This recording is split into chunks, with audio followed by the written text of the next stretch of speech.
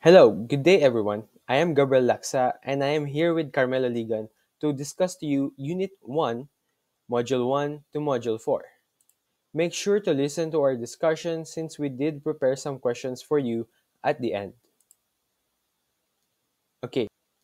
Okay, let's start with Module 1, Words and Concepts. Words are the needed means of communication. It is the simplest unit of communication in a natural language and it is made out of letters. Without words, concepts cannot be formed. Without concepts, various types of knowledge claims cannot be asserted. Without knowledge claims, arguments cannot be composed. It's like a domino effect. Without the other one, everything falls apart. Concepts. If words are made out of letters, concepts are made out of ideas.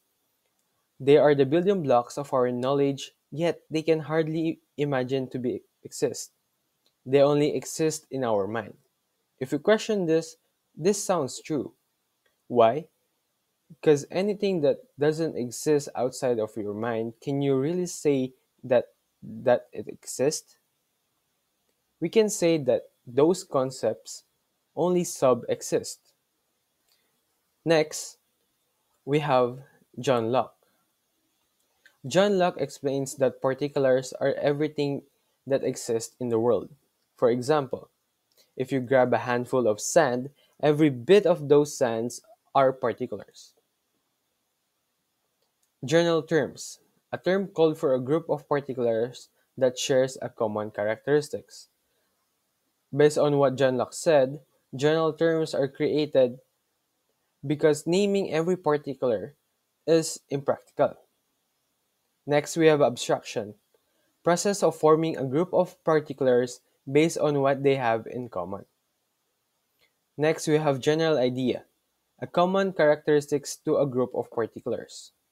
To sum it up, particulars have something in common, and those particulars that have something in common creates a group.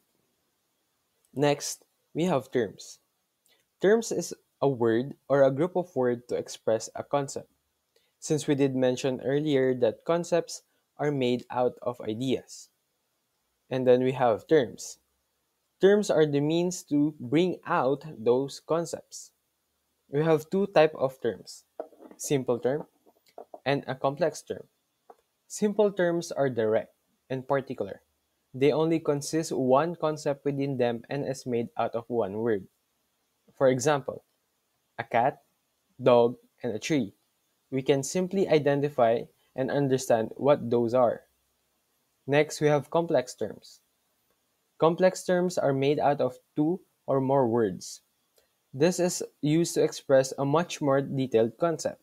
For example, the King of France, house cat, and a red apple. If we dissect the King of France, we have king. We know that a king is a ruler of something. And then we have France is a country. And if we combine it, the King of France means someone who is ruling France. And then a house cat is a cat that lives on a house. And a red apple is an apple that is colored red. Let's continue on to Module 2, Extension and Intension of Concepts. Extension is a set of particular that is a member of a domain of concept. Intension specifies a trait or set of traits, characteristics, or even function shared by the member of a concept. Let's give an example. We have dogs. The extension of dogs considers all types of dogs regardless of its breed. Its specific trait is that dogs have high sensitive sense of smell. Next, we have amphibians. The, the common trait that amphibians have are animals that can live both land and water. And the extensions, the member of those concepts are like crocodiles, alligators, salamander, and anaconda. Next, we have essential property. When an intension of concept is pinpointed to a single trait, that trait becomes an essential property. Possession of a single trait is necessary and sufficient condition to qualify a member to an extension of a concept. In a simple term, a particular has to have a common trait with others to qualify make itself apart. Next, we have essential property. When an intension of concept is pinpointed to a single trait, that trait becomes an essential property. Possession of a single trait is necessary and sufficient condition to qualify a member to an extension of a concept. In simple terms, a particular have to possess a single trait, and with that single trait, it will determine if that particular will belong to that group. Next, we have essentialism, a philosophical stance that states for a concept to be meaningful, all members possess one essential property. If there is no common trait, the concept is not meaningful. Next, we have Ludwig Wittgenstein. Wittgenstein contradicts the essentialist view. Instead, he offers that many concepts are held together by a complicated network of similarities, overlapping one another, and no common trait is found among them. He calls this family of resemblance. To further explain, he gave two examples: games and family features. If you think carefully, games all games doesn't share a common trait. Some games are competitive, some are not. Some games require skill, some requires luck. Some games have rules, some are free form. Some games might have winners or losers, but other games are just for fun and socializing. Next example is family features. Some family members might have the same curly hair, but others have straight hairs. Some family members have long pointy nose, but some family members have the same nose as me, a rounded one. But Gab, don't all family members share the same bloodline? Well, no. Other families adopt their children. With adopting those children, they still accept them as a part of their family. So, to sum up family of resemblance, this those concepts are shared by a pattern of similarities, and not by some strict rules that all particulars of a group should have one essential property. Wittgenstein reminds us that the meaning of a word is found in its use in everyday life. Words don't live in the dictionary, they live in the way we actually use them. For example, a word can serve many purposes like naming objects, expressing wishes, and they can also give commands, ask questions, or state facts. All these uses are meaningful depending on the context. Well, these lead us to the idea of language games. A language game is basically a situation where words gain meaning because of shared rules and shared ways of life. Take the word bat in one game, it means the animal. In another, it means baseball equipment. Or take hand, it could be mean part of the body, applause, or even a helping hand. But here's the problem. Many misunderstandings and useless controversies happen because people use the same word in different ways. We might think we're disagreeing about facts, but really, we're just using words differently. That's why Wittgenstein reminder is powerful. Before debating, always clarify meaning. Ask, what do you mean by that? In what sense are you using the word? This habit avoids confusion, help us engage in more meaningful conversation. Well, another important point is about ambiguity and vagueness in language. Um, Words are not fixed forever. They evolve over time and can gain new meanings. For example, in Filipino, the word baning has shifted in meaning, just like the English word gay, which originally meant happy, but now usually refers to sexual identity. Words can also be ambiguous when they carry different meanings across different contexts. A single term might one thing in science, another everyday conversation, and something else in a cultural settings. Over time, some words even broaden, become vague, and got reborn with entirely new meanings. Many scientific or Latin terms, for instance, are used in a new ways as knowledge grows. Now, this leads to what Wittgenstein calls useless controversies. Many arguments don't usually arise from disagreements about facts, but from people using the same word differently. In other words, we're not really fighting over reality, but we're just fighting over language. So, in cardinal rule of critical thinking, this is the most important rule when engaging someone. First, never engage in discussion or debate unless you are sure both parties are using words in the same way. Why? Because misunderstanding often happen when the same word carries different meaning for different people. For example, the word freedom might mean political rights for one person, but personal choice for another. If we don't clarify, we may end up arguing without actually addressing the same issue. That's why before debating, it is essential to ask, what do you mean by that? In what sense are you using the word? In philosophy and logic, understanding a word means knowing both its intention, the concept behind it, and its extension, the examples it refers to. If someone can clearly explain their terms, it usually means they don't fully understand their own argument. By practicing this habit, we avoid useless controversies and make discussions clearer, fairer, and more productive. So remember, before you argue, define your terms. That's the cardinal rule of critical thinking. In this slide, module for classification of concept. Then let's talk about the first one, the empirical concept. It is called empirical if its members can be directly observed in the real world. In simple terms, these are the things that are tangible and visible to our senses. For example, tables and chairs are empirical concept. Do you want to know why? Because we can see them or touch them or even measure them.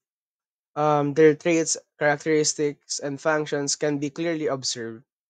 That's why empirical concepts are usually the easiest to understand. They deal with things we directly experience in everyday life. And the keyword of this empirical concept is if you can observe it with your senses, it falls under empirical concept.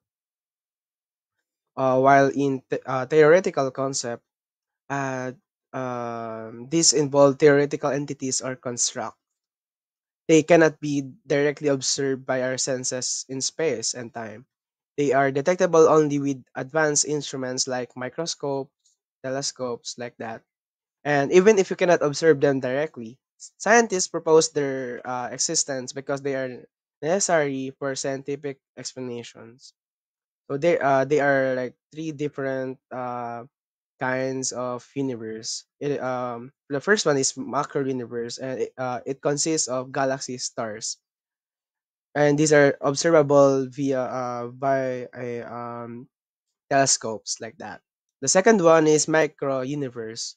Um, it consists of microbes, electrons, neurons, and other things that can be observed through microscope.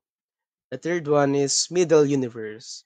Um, it consists of birds of tables, chairs, and everyday objects, or empirical world. Well, we're going to talk about dispositional concept. These are the hybrid concepts from the sciences. They are not directly observable, but we can detect them if certain operations are or conditions are performed. For example, magnetism. We can see magnetism itself, right? But we can observe it when iron fillings react to a magnet. So these positional concepts are all about hidden properties that show themselves when right conditions are made. Next is analytic concepts. This refers to entities that cannot be found in the world. They are purely mental or conceptual. The key here is that their extensions are not empirical objects. They exist only in thought as tools for analysis. So while they help us in reasoning, they don't have a direct counterpart in physical reality. The next one is fictitious concepts. These are the concepts whose extensions are purely imaginary. Examples of it are mermaids, unicorns, ghosts, tikbalang, nuno sa punso, and manananggal. Sometimes, these can overlap with empirical concepts, especially when people treat them as if they were real. In short, fictitious concepts belong to the world of imagination, myth, and folklore. The next one is evaluative concepts. These concern values, whether moral, aesthetic, religious, or legal. For example, moral, good, bad, right, or wrong. In aesthetic, beauty or ugliness. In religious, heaven or hell. While in legal, guilty or not guilty. Evaluative concepts shape the way we judge actions, experience, and even people. Last, the metaphysical concepts. This concerns fundamental entities that transcend physical reality. They deal with what goes beyond the material world. For example, of it is the concept of substance, something immaterial, weightless, and invisible, or concept of the absolute, a universal mind, or the totality of all ideas. Metaphysical concept uh, push us to think about the ultimate nature of itself. Well, um, first one is the subjectivity task. This simply asks, can I myself consistently observe the entity in different conditions? If the answer is yes, then the concept passes intrasubjectivity. The second one is intersubjectivity test. Here, we can ask, can other people also observe the same entity under the same conditions? If the answer is yes, then the concept passes intersubjectivity. Now, here's the key point. If a concept fails both tests, meaning neither nor others can consistently observe it, then it is classified as a fictitious concept. So this helps us sort concepts into what is observable, what is shared, and what belongs to only to our imagination. Hello, are you ready for the Q&A part?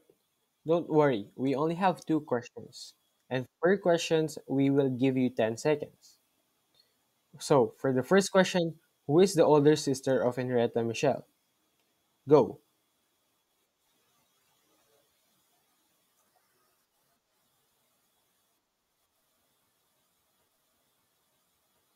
If you answered B, you're correct. For the last question, if you listened carefully earlier, you would know the answer for this. Go.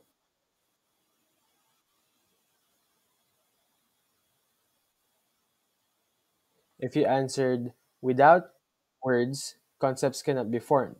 Without concepts, various types of knowledge claims cannot be asserted. Without knowledge claims, arguments cannot be composed. So, that is all to our presentation, guys. Thank you. That is all. Good day.